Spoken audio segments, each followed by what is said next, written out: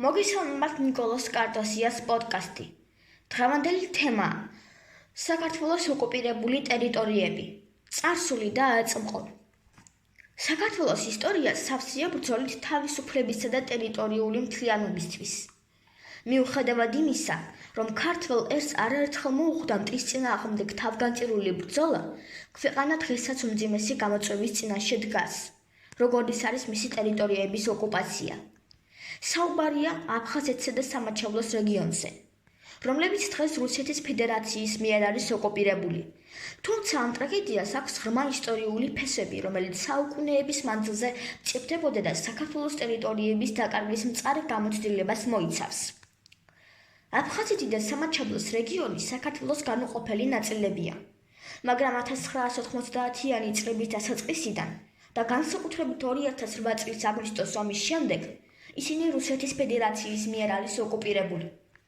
რუსეთის სამხედრო ძალები აკონტროლებენ ამ რეგიონებს და ხელს უშლიან საქართველოს სუვერენიტეტისა და იურისდიქციის აღდგენას.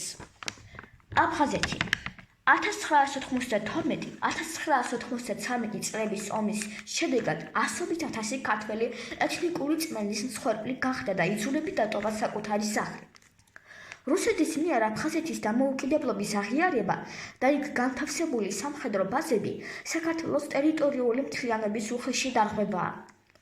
სამაჩაბლო 2008 წლის აგვისტოს ომის შემდეგ რუსეთმა განახორციელა სამხედრო ინტერვენცია საქართველოს ტერიტორიაზე, რის შედეგადაც სამაჩაბლოს რეგიონი სრულად დაიკავა. ამ რეგიონშიც ათასობით ქართველი დევნილად იქცა.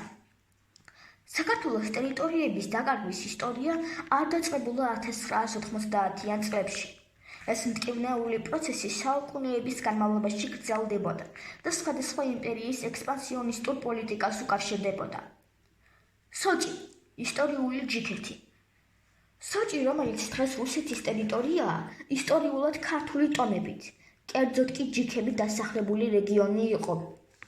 მე-19 საუკუნეში რუსეთის იმპერიის მიერ ჩერქეზეთის დაპყრობის შემდეგ სოჭის ტერიტორია რუსეთმა მიითვისა, ხოლო ადგილობრივი მოსახლეობის დიდი ნაწილი განადგურდა ან იძულებით გადასახლდა. ბორჩალო ქვემო ქართლის ისტორიული ნაწილი, რომელიც დღეს სომხეთის შემადგენლობაშია, ასევე დაკავშირებულია საქართველოს ტერიტორიების დაკარგვის ისტორიასთან. ბოლშევიკური რუსეთის ჩარევის შედეგად 1921 წელს საქართველო იძულებული გახდა მისი ნაწილი სომხეთისთვის გადაეცა, რათა თავიდან აეცილებინა რეგიონალური კონფლიქტი. საინგილო ისტორიული ჰერეთის ნაწილი, რომელიც დღეს აზერბაიჯანის შემადგენლობაშია, ბოლშევიკური რუსეთის გადაწყვეტილებით დაიკარგა. ეს რეგიონი საქართველოს ისტორიული კულტურისა და ეთნიკური შემადგენლობის ნაწილი იყო. საქართველომ დაკარგა ტერიტორიის დიდი ნაწილი, განსაკუთრებით ოსმალეთის იმპერიის პერიოდში. ასევე დამკარგეთ ისტორიული ტაო-კლარჯეთი, ლაზეთი და სხვა რეგიონები, რომლებიც ქართული კულტურის უმნიშვნელოვანეს ცენტრებს წარმოადგენდნენ.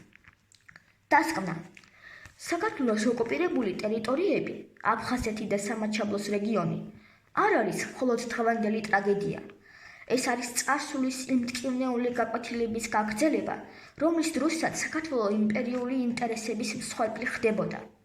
წარსულის ამ მაგალითების გახსენება გვეხმარება იმის გააზრებაში, რომ ჩვენი დამოუკიდებლობა და ტერიტორიული მთლიანობა მუდმივად საჭიროებს დაცვას. ქართველი ერის ვარია არასოდეს დაივიწყოს თავისი ისტორიული ტერიტორიები და იბრძოლოს მათი მშვიდობიანი დაბრუნებისთვის, რათა დღევანდელი ტრაგედია არ იქცეს წარსულის მორიგ მწარი გაკვეთილად.